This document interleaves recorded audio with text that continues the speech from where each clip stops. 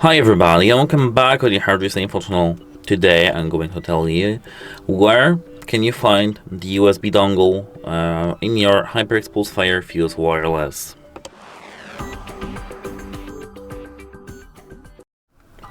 So as you can see, the dongle isn't in the most common location, somewhere here or here or here or here.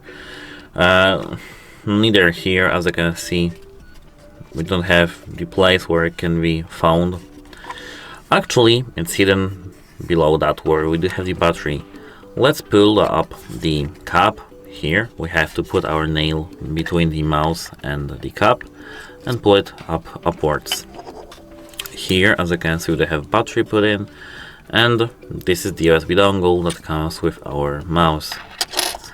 Now we can place, as you can see, our cup magnetically again, and that's how it works. That's it. Hope it helps you, and goodbye.